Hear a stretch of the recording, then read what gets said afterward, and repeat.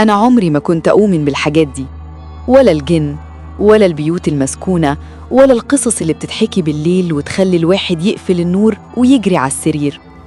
كنت دايماً أضحك وأقول الخوف جوه دماغكم مش أكتر، لحد ما سكنت في البيت ده. البيت كان قديم في آخر شارع شبه مهجور، الشارع نفسه ما فيهوش غير عمارتين ساكنين والباقي خرابات.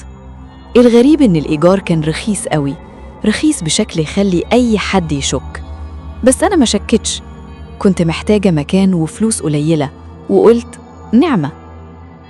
أول يوم دخلت فيه حسيت بحاجة غريبة، مش خوف، لأ، إحساس إن البيت بيبصلي. ضحكت على نفسي، فتحت الشباك، دخل هوا تقيل ريحته زي تراب قديم ورطوبة، بس قلت بيت مقفول من زمان. الليل أول ما جه بدأت الأصوات، مش أصوات واضحة، لأ، زي حد ماشي حافي على الأرض، زي نفس حد ورا باب الأوضة، زي همس خفيف مش مفهوم. قلت أكيد الجيران، بس لما ركزت افتكرت إن مفيش جيران أصلاً. قمت قفلت باب الأوضة بالمفتاح وحاولت أنام، وساعتها سمعت أول خبطة، دق دق دق، مش على باب الشقة، على باب الأوضة نفسها. اتجمدت، قلبي كان هيطلع من صدري.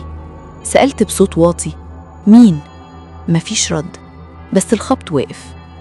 قعدت مستنية دقيقتين 3، وفجأة الباب اتحرك، مش بيتفتح، المقبض بيتلف ببطء. صرخت، جريت فتحت النور، ولا حاجة، الباب مقفول والمفتاح في مكانه. قضيت الليلة كلها صاحية. الليالي اللي بعدها كانت أسوأ، كل ليلة نفس التوقيت تقريباً، الساعة 3:17 الفجر. أصوات، خبط وهمس، بس الهمس بدأ يبقى أوضح. في ليلة سمعت كلمة واحدة بس، واضحة قريبة من ودني، اطلعي. صحيت من النوم مفزوعة وأنا مش فاكرة نمت إمتى. تاني يوم نزلت أسأل صاحب البيت، راجل كبير وشه متجعد وعينه دايماً باصة في الأرض. سألته هو البيت ده كان سكنه حد قبلي؟ سكت شوية وبعدين قال ناس كتير، ولا واحد كمل. سألته ليه؟ رفع عينه لأول مرة وبصلي نظرة عمري ما انساها، نظرة حد شاف حاجة عمرها ما تترسي في الدماغ. قال البيت ما بيحبش الضيوف. ضحك بعدها ضحكة قصيرة كأنها غصب عنه ومشي. المراية في الحمام كانت في مراية قديمة إطارها متاكل.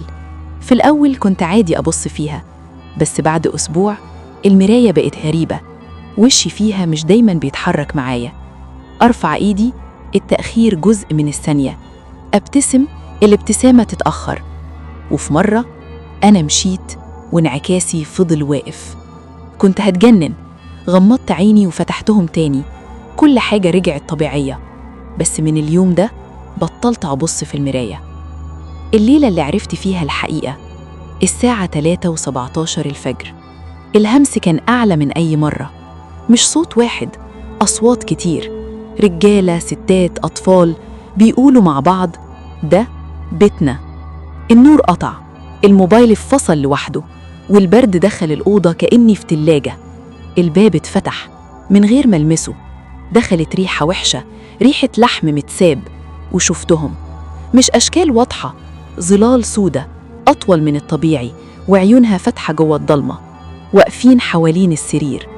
واحدة قربت، وشها كان شبه وشي، قالت أخيراً دورك. صرخت لحد ما حسيت صوتي اتقطع، وفجأة سكت كل حاجة.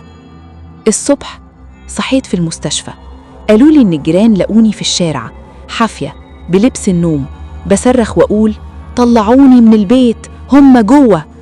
البيت اتقفل بعدها، قالوا إنه اتباع واتهد. بس أنا كل ليلة الساعة 3:17 الفجر بسمع نفس الهمس، بس المرة دي جوه دماغي، رجعي لنا البيت فاضي من غيرك.